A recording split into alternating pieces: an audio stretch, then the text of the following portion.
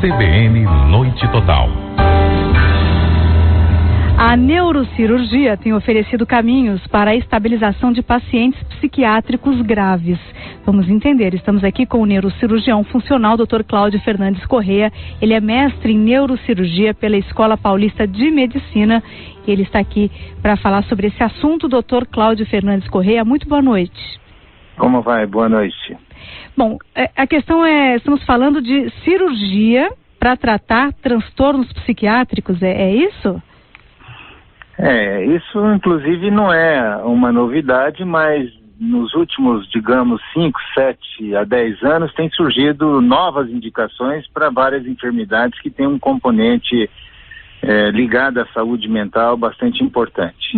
Então isso tem se acentuado, os países ainda precisam aprovar vários desses procedimentos, embora os estudos iniciais, as casuísticas feitas em algumas universidades, em centros bastante importantes, respeitados na comunidade científica, revelem que os resultados, primeiro, não tem tanto risco, e segundo, que pode, numa margem de doentes que, pelas alternativas atuais, não conseguem resolver essa questão, alguns procedimentos neurocirúrgicos, chamados neuromodulatórios, têm sido empregados com sucesso relativamente bom.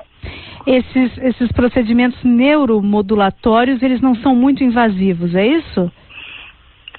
Existem dois padrões assim, conceituais a respeito da neuroestimulação, uma chamada não invasiva e uma chamada invasiva. A não invasiva é porque você não precisa penetrar dentro do sistema nervoso para fazer essa estimulação.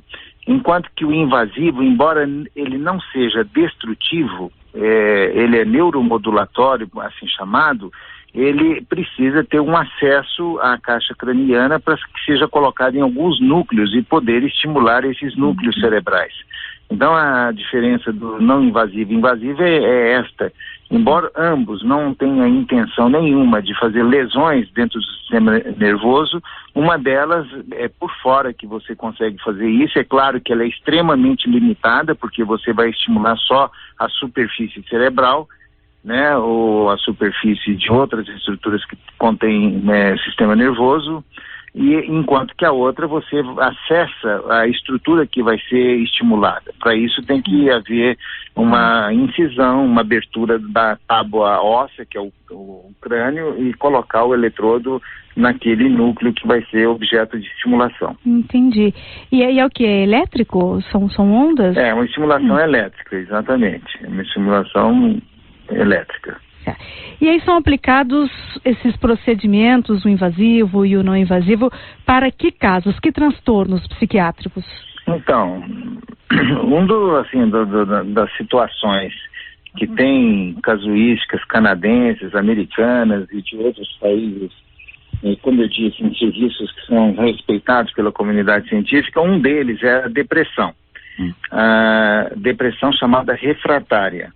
Então, muito rapidamente, lembrar que a depressão é a doença mais prevalente na área psiquiátrica, então isso já é bastante significativo.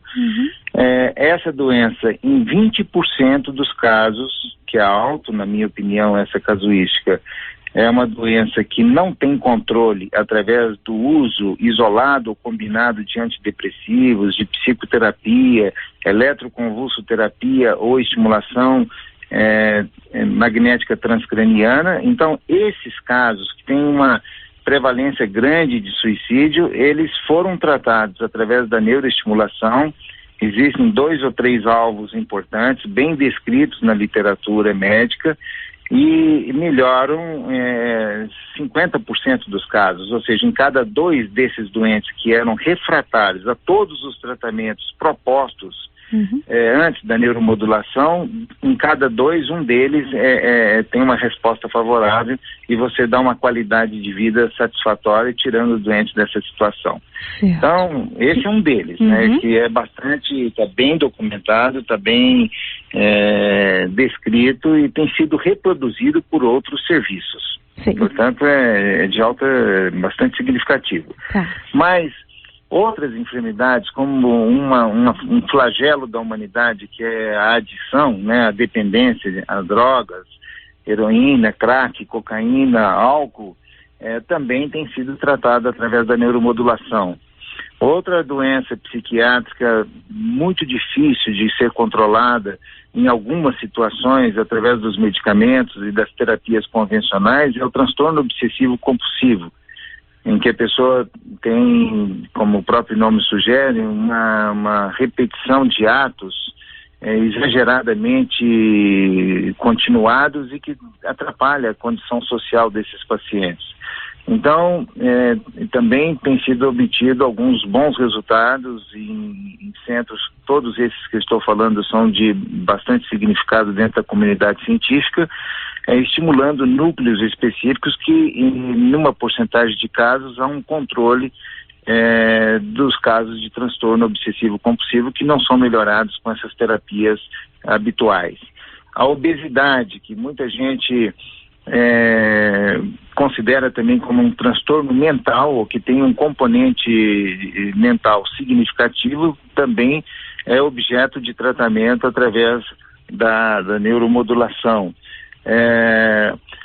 E mais recentemente, isso sim eu considero ainda bastante precoce, eu acho que isso vai requerer muitos outros estudos para que a credibilidade ao método seja valorizado, seja validado, é o uso da neuromodulação em alguns transtornos cognitivos de memória importantes, como na doença de Alzheimer, por exemplo, ou então naqueles indivíduos que foram vítimas de um acidente que teve um trauma craniano importante, ficaram comatosos e permanecem comatosos, ou foram vítimas de um acidente vascular cerebral, popularmente chamado de derrame, tanto o isquêmico quanto o hemorrágico, e a neuromodulação tem sido utilizado para estimular algumas áreas no sentido de, vamos colocar entre aspas, acordar esse paciente ou melhorar essa parte cognitiva. Uhum.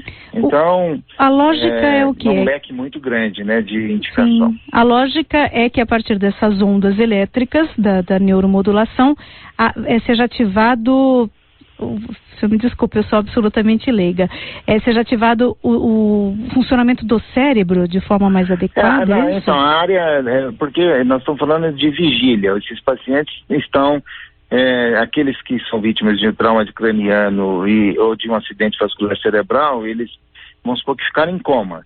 Então, estimulando algumas áreas em hipotálamo e outras áreas do encéfalo, né, o que está na caixa craniana, você poderia melhorar a condição desses pacientes em termos de nível de consciência, né? Você poderia acordá-los, né, vamos assim dizer, ou trazê-los mais próximo da vigília, que é essa capacidade de relacionamento com o ambiente em que se encontra, verbal ou fisicamente, demonstrando que está percebendo, coisa que não estava antes. Sim, agora no caso da depressão, do transtorno obsessivo-compulsivo, é esse mesmo raciocínio? Então, o circuito relacionado ao comportamento humano é bastante extenso, muito bem estudado por neurofisiologistas e já descrito há algum tempo.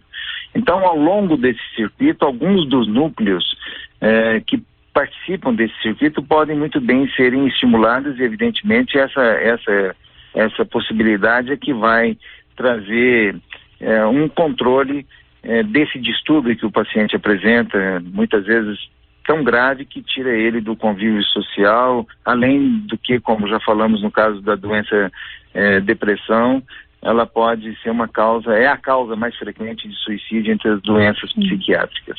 Agora, os pacientes que são tratados com esse procedimento, que o senhor falou que geralmente são os pacientes que são refratários ao tratamento mais convencional. Aí, nesse caso, ele dispensa os outros tratamentos ou ainda assim precisa fazer paralelamente? Eu acho que cada caso pode ter uma resposta diferente, não existe um padrão para isso. Mas eu acho muito difícil você, mesmo que tenha insucesso com o uso de fármacos, né, de medicamentos, que você tire por completo os medicamentos. Às vezes a gente isolado ou associando a esses medicamentos não consegue um bom resultado, mas talvez em casos que, junto com a neuroestimulação, a neuromodulação, você consegue já obter algum resultado, uma somatória de resultados que dão melhor qualidade de vida ao paciente. Uma prática corrente na psiquiatria, no tratamento psiquiátrico, que inclusive foi abolida, é o choque elétrico, né? Tem alguma relação, pelo menos a lógica é parecida? É claro que imagino que nesse caso o paciente esteja sedado e não vai passar por nenhum desconforto, mas a lógica é um pouco parecida, doutor? Bom, primeiro, esse tratamento ainda existe de forma bastante usual. O choque? Eletroconvulsoterapia, existe sim. Mas a eletroconvulsoterapia, em muitas circunstâncias, ela pode trazer um déficit cognitivo importante no paciente que se submete a essa terapia. Mas lembrando, duas coisas importantes. Primeiro, que nós estamos diante de um doente que tem alto risco de vida, porque o índice de tentativa de suicídio, de tirar a própria vida, é muito grande nessa enfermidade. Então, mesmo que você tenha um efeito colateral da terapia, como a eletroconvulsoterapia, ela é prática comum dentro desses casos que são refratários ao uso isolado ou combinado de antidepressivos e, evidentemente, de estimulação magnética transcraniana, que não tem efeitos colaterais significativos, né? Psicoterapia. Então, antes de pensarmos na estimulação, na neuromodulação, que é um procedimento invasivo, o eletrochoque ele pode muito bem fazer parte do arsenal terapêutico. Em segundo lugar, é importante, porque muitas vezes as pessoas têm assim uma ideia como se fosse um ato muito agressivo, fazer um implante de um eletrodo cerebral, mas estatisticamente o índice de possibilidade de complicação, não é nem de mortalidade, que isso é praticamente quase nulo, mas de trazer algum dano à função do sistema nervoso central é muito pequena, está em torno de 2 a 4% em algumas casuísticas, mas não ultrapassa esse valor. E a outra coisa em medicina é que praticamente não existe nenhum procedimento realizado que você pode antecipadamente falar que não existe nenhum risco, né? Todos eles têm uma probabilidade de, embora com a melhor possibilidade que se aplica aquele determinado diagnóstico naquele paciente específico, é possível de ter complicações. Então, precisa só analisar qual o grau, estatisticamente, qual é o valor dessa morbidade, dessa possibilidade de trazer algum dano ao sistema nervoso. Então, no caso dos implantes de eletrodo em núcleos específicos do encéfalo, em qualquer que seja a área, a possibilidade de uma complicação é remota, é muito pequena. O outro quesito é saber qual é a chance de que isso vai ajudar o paciente. É por isso que nós temos que nos basear nesses trabalhos em centros como a Universidade de Toronto, em Harvard, e outros centros, então, tanto canadense, americano e europeu, e também da Ásia, que o Japão também faz, tem várias escolas fazendo isso, saber os resultados obtidos, se eles são replicáveis e assim ver o valor que essa terapia vai trazer em auxílio a esses pacientes que são considerados pelo que existe até o presente momento como insuficiente para trazer numa margem grande deles algum resultado satisfatório. Certo. Bom, o Diogo aqui do Recife faz uma pergunta sobre neuromodulação, ele se interessou. É alguma coisa que é de fácil acesso, doutor? Porque o senhor falou que ainda não é oficialmente reconhecido, é isso? Aí tem um problema, digamos, da esfera legal, né? Primeiro que todos esses pacientes, praticamente que eu citei, a indicação vem do psiquiatra. Ele que não é o neurocirurgião que vai indicar o procedimento. É o psiquiatra que lida primariamente com esses pacientes E ele que tem que considerar essa alternativa. Uhum. E não vamos esquecer que aí não é específico para essa situação que eu estou dizendo, mas numa pesquisa que eu li há pouco tempo atrás, feita nos Estados Unidos, dizendo que novos conhecimentos, para serem assimilados pelos profissionais, nos Estados Unidos apenas 20% desses profissionais vão concordar, vão incorporar, melhor dizendo, essas novas tecnologias. Então, há uma dificuldade muito grande de que aquilo que já foi incorporado na formação do médico, tanto no curso regular dele, quanto depois na especialidade que ele optou por fazer, estudando muitos outros anos. Por exemplo, na neurocirurgia, primeiro medicina são 6 anos, depois mais 5 anos de especialização ou 6. Né? Então, nós estamos falando agora quase de 11, 12 anos de estudo. Aí vem novas tecnologias e novos incrementos de terapia. Só 20% assimilam isso. Isso nos Estados Unidos. Imagina agora, aqui, isso né? dá para reportar para outros lugares também. Claro, então não é nada muito acessível, né? Ainda vamos ter que evoluir muito. E aí vem o Conselho Federal de Medicina, o Conselho Regional de Medicina, que vai estabelecer também normativas para que seja possibilitado essa alternativa. Então, nós não citamos aqui naquelas indicações básicas a agressividade, que é uma enfermidade bastante comprometedora, que muitos desses doentes, aliás, recentemente nós temos visto aí publicado de pessoas que têm um dano, um diagnóstico psiquiátrico e que eventualmente age tirando a vida de outras pessoas, né? E isso é um problema que envolve a medicina e envolve leis.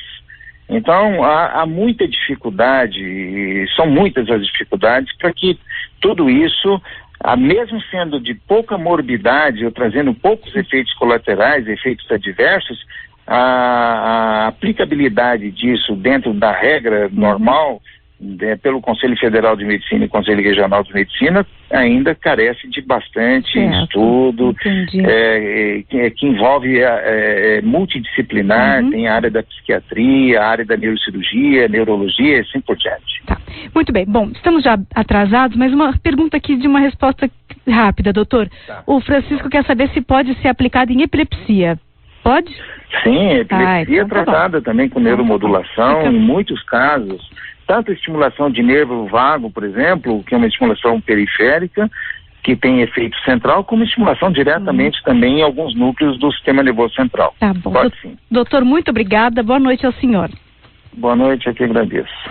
É neurocirurgião funcional, Dr. Cláudio Fernandes Correia. Ele é mestre em neurocirurgia pela Escola Paulista de Medicina e pela Unifesp, né? Que é a Escola Paulista de Medicina, falando conosco aí sobre a neuromodulação. São